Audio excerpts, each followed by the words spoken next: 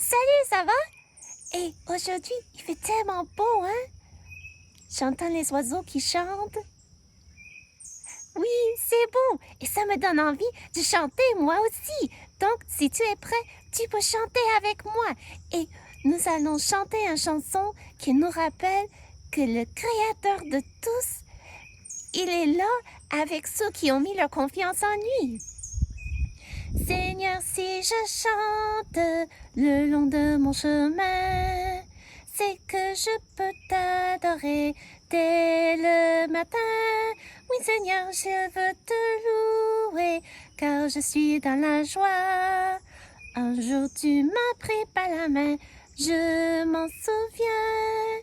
Un jour tu m'as pris par la main, je ne crains rien. Seigneur, ta parole, oui, je peux l'écouter. Je peux aussi te parler dès le matin.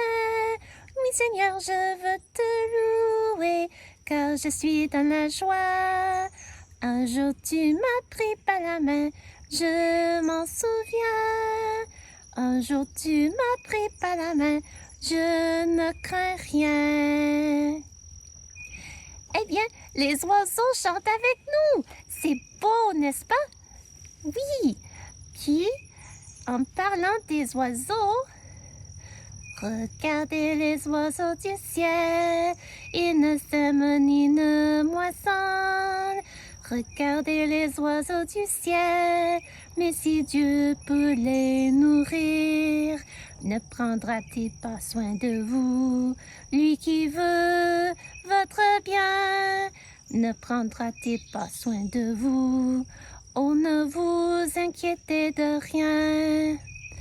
Regardez les lys dans les champs, leur parure est si merveilleuse. Regardez les lys dans les champs, mais si Dieu peut les vêtir, ne prendra-t-il pas soin de vous? Lui qui veut votre bien, ne prendra-t-il pas soin de vous? Oh, ne vous inquiétez de rien. Non, ne craignez pas l'avenir, n'ayez pas peur du lendemain. Non, ne craignez pas l'avenir, Dieu connaît tous vos besoins. Ne prendra-t-il pas soin de vous? Lui qui veut votre bien, ne prendra-t-il pas soin de vous? Oh, ne vous inquiétez de rien. Sais-tu quoi? Cette semaine, il y avait beaucoup de choses qui se sont passées et j'ai dû me chanter cette chanson pour me rappeler de ne pas m'inquiéter, que Dieu me dit de lui donner tous mes fardeaux et de lui faire confiance. Et de temps à autre, c'est difficile pour ce petit ourson de se rappeler de cela. Mais les chansons m'aident et me rappellent les vérités de la parole de Dieu. Et en parlant de cela, c'est le moment pour la leçon. Donc, je prends ma place. Merci d'être là. Bye!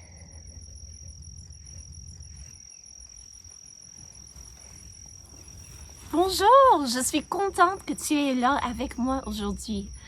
Nous commençons avec une histoire de 2 maîtres. 2 maîtres. Où t'en vas-tu? Demande la maman d'Ellie. Tu vas au parc? A-t-il répondu. As-tu terminé ta corvée? Elle voulait savoir. C'était le samedi quand toute la famille se mettait à l'œuvre pour rendre la maison propre pour le dimanche. Mais oui, j'ai changé les draps, j'ai vidé les poubelles et j'ai passé l'aspirateur dans ma chambre, a dit Ellie. Eh bien, tu peux aller au parc, mais tu dois revenir avant midi. Tu comprends? Oui, maman, je comprends. Je serai de retour, a-t-il dit en sortant de la maison. N'oublie pas, a appelé sa mère. Ellie aimait jouer dans le parc tout près de leur maison. Il y avait des balançoires, des barres de suspension et un pont de corde. Aujourd'hui, il voulait voir s'il pouvait se balancer si haut qu'il serait capable de toucher les branches d'un arbre qui pendait au-dessus des balançoires. Mais quand Ellie est arrivée au parc, il a vu un de ses voisins, un garçon qui s'appelait Marc. Il a décidé de jouer avec lui et il se lançait des défis. Tout d'un coup, Ellie s'est rappelé de l'heure. « Quelle heure est-il? As-tu une montre? » a-t-il demandé à Marc. « Je dois retourner à la maison avant midi. » Marc cachait son bras droit. « Pourquoi veux-tu t'en aller? » a-t-il demandé. « Tu ne veux plus jouer avec moi? » « Mais non, » a dit Ellie, « ce n'est pas ça. Mais maman m'a dit d'être de retour avant midi et je ne veux pas être en retard. » Marc pensait. Il avait des yeux pleins de malice. « Ça ne peut pas changer grand-chose si tu n'y vas pas exactement à midi, » a-t-il dit. « Ta maman ne regardera pas l'horloge quand tu rentres. En plus, nous dînons tard chez nous. Et maman nous donne toujours des popsicles pour nous faire tenir jusqu'à ce qu'on mange. Viens chez moi, nous irons chercher des popsicles. » Combien Ellie aurait aimé en avoir. « Mais quelle heure est-il? » a demandé Ellie. « Ne veux-tu pas de popsicles? » a demandé Marc. « Oui, mais... » Ellie hésitait. Il lui semblait que c'était presque l'heure de rentrer. Il savait qu'il devait retourner à la maison. Mais il aurait aimé avoir un popsicle aussi. Il était partagé entre deux désirs. Il ne savait pas à quel maître il allait obéir. Que penses-tu qu'Ellie a fait? Ça peut sembler difficile de prendre une décision quand on veut faire deux choses à la fois. La Bible nous parle de cela. La parole de Dieu nous dit que nous ne pouvons pas servir deux maîtres en même temps. Écoute ce que Dieu nous dit en Matthieu, chapitre 6, et au verset 24. « Nul ne peut servir deux maîtres, car ou il haïra l'un et aimera l'autre, ou il s'attachera à l'un et méprisera l'autre. Vous ne pouvez servir Dieu et Mammon. » Ici, Dieu nous dit que nous ne pouvons pas servir Dieu et Mammon en même temps. Mais c'est quoi le Mammon? Le mot Mammon indique la richesse ou les possessions physiques sur cette terre. Donc la Bible nous dit que nous ne pouvons pas passer notre vie à servir Dieu et à servir le désir de nous enrichir avec des possessions en même temps. Ça ne veut pas dire que c'est une mauvaise chose d'avoir des possessions comme des vêtements, mais ça veut dire que notre cœur ne doit pas être contrôlé par le désir de s'amasser des possessions. Dieu nous dit que nous ne pouvons pas servir deux maîtres. Donc nous devons choisir si nous allons servir Dieu ou si nous allons servir le désir d'amasser des trésors terrestres qui un jour seront volés ou qui vont rouiller. Parce que Dieu ne nous a pas fait comme des gros robots. Tu as le choix libre. Mais avant de faire ta décision, écoute ce que Dieu nous dit au verset 25. Parce que nous ne pouvons pas servir deux maîtres en même temps, il nous dit, « C'est pourquoi je vous dis, ne vous inquiétez pas pour votre vie de ce que vous mangerez, ni pour votre corps de quoi vous serez vêtus. La vie n'était pas plus que la nourriture, et le corps plus que le vêtement. » En d'autres mots, il dit que toi, la personne que tu es plus important que ce que tu manges ou ce que tu portes. Ta valeur n'est pas liée avec la marque de vêtements que tu portes ou avec la qualité de restaurant où tu peux aller manger. Ta vie est plus que cela, ou ta valeur est plus que cela. Puis Jésus continue. Au verset 26, il dit, « Regardez les oiseaux du ciel, ils ne sèment ni ne moissonnent, et ils n'amassent rien dans des greniers, et votre Père céleste les nourrit. Ne valez-vous pas beaucoup plus qu'eux? C'est sûr que tu vales beaucoup plus qu'un oiseau. Et si Dieu prend soin des oiseaux, tu peux avoir confiance qu'il prendra soin de toi aussi, quand tu cherches à lui obéir en choisissant qu'il soit ton maître. » Jésus continue au verset 33. Il dit, « Cherchez premièrement le royaume de Dieu et la justice de Dieu, et toutes ces choses vous seront données par-dessus. » Ne vous inquiétez donc pas du lendemain, car le lendemain aura soin de lui-même. Dans notre histoire, Élie avait 2 maîtres. C'était qui? On pourrait dire que ces 2 maîtres étaient sa mère et son ami. Mais pense-y, qui veut qu'on obéisse à ses parents? C'est Dieu. Donc, le premier maître, c'est Dieu. Et pourquoi Élie voulait-il écouter son ami?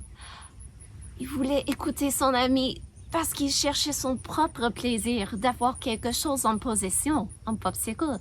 Donc, le 2e maître était ce que la Bible appelle le mammon. Que penses-tu serait arrivé si Élie avait choisi son désir d'aller chez son ami pour un popsicle? Je vois plusieurs conséquences d'une telle décision. D'abord, il aurait eu son popsicle, oui, et le popsicle serait vite disparu. Ensuite, il sera rentré à la maison en retard, où il devait soit cacher le fait qu'il a fait du mal ou avouer qu'il a mangé chez son ami. Et si c'était mon enfant, je serais déçue qu'il aurait trahi mon confiance en lui, parce que manger chez quelqu'un sans demander permission, ça peut être dangereux. Et ça démontre un manque de respect envers les parents, ainsi qu'un manque de discipline pour aller demander permission avant de s'adonner à un plaisir quelconque. Et il n'y aura plus de promenade seule au parc pour longtemps si je ne pouvais pas avoir confiance que mon enfant m'obéisse. Mais heureusement pour Élie, même s'il voulait tellement avoir le popsicle, il avait des parents qui l'avaient instruit et pour lesquels il avait du respect. À la fin d'un moment de lutte, il a décidé d'obéir à sa mère, ce qu'il savait plairait à Dieu. « Désolé, a-t-il dit brusquement, j'aimerais bien avoir un popsicle, mais je dois rentrer, peut-être une autre fois. Au revoir. » Et avant de pouvoir entendre les raisonnements de son ami, Élie, il a quitté le parc et est retourné chez lui en courant pour ne pas l'écouter, pour ne pas l'entendre, je veux dire. « Quelle heure est-il? » a-t-il demandé à sa mère. « Oh, Dallin, est-ce que je suis en retard? »« Tu l'es presque. » »« Mais non, tu n'es pas en retard, » a dit sa mère. « Je suis contente que tu sais m'obéir. Va te laver les mains. » Puis Élie est allé se laver les mains et il s'est hâté pour le faire. Il a demandé « Maman, est-ce que je peux avoir un popsicle après le dîner? » Et sa mère, elle a souri. Elle a dit « Que dis-tu à un repas au restaurant avec mamie et papy? » Oh! Vraiment? Élie sautait dans sa joie. Aller au resto avec mamie et papy. Oh! Calme-toi, Élie. Je n'étais pas certaine ce matin, mais ils avaient mentionné qu'ils aimeraient nous rencontrer au resto et ils sont en route maintenant. Alors, va changer ta chemise et nous serons tous prêts à partir. Oh! Élie s'est arrêté au plein milieu d'un saut. Il pensait. « Mais que se passe-t-il? » a demandé sa mère. Oh! Il y pensait, s'il avait décidé d'aller chez Mac, il aurait eu un popsicle, mais il aurait risqué de manquer cette sortie au resto avec mamie et papy. Comment il était content d'avoir obéi! « Eh bien, » a demandé sa mère, « que se passe-t-il? » « Je pense que je suis bien contente d'avoir écouté le bon maître, » a exclamé Élie, puis il est parti en courant pour chercher une chemise propre. Il était tout content. D'abord, il avait la conscience claire. Et d'habitude, papy insistait de leur offrir un sundae saupoudré d'éclats, ce qui est bien meilleur comme popsicle. Et la prochaine fois que toi, tu es face à une décision, tu peux te demander: à quel maître est-ce que je ferai plaisir? Vais-je suivre mes propres désirs d'amasser tes biens ou est-ce que je vais suivre Dieu et le laisser pourvoir à mes besoins tout en cherchant à lui plaire? Dieu nous laisse le choix à chacun et à chacune. Mais il nous conseille aussi que c'est lui qui peut prendre soin de nos vrais besoins. Écoute encore une fois. Regardez les oiseaux du ciel. Ils ne sèment ni ne moissonnent et ils n'amassent rien dans des greniers. Et votre Père céleste les nourrit. Ne valez-vous pas beaucoup plus qu'eux? Tu vales beaucoup plus qu'un oiseau. Et il nous dit aussi, au verset 33, « Cherchez premièrement le royaume et la justice de Dieu. Et toutes ces choses, c'est-à-dire vos vrais besoins, toutes ces choses vous seront données par-dessus. » C'est une promesse de la part de Dieu. Et c'est à toi le choix. C'est à nous tous le choix. Qui sera notre maître? Notre désir de posséder ou Dieu lui-même? Par la grâce de Dieu, choisissons de suivre le bon maître. Et Dieu voulant, à la prochaine. Au revoir.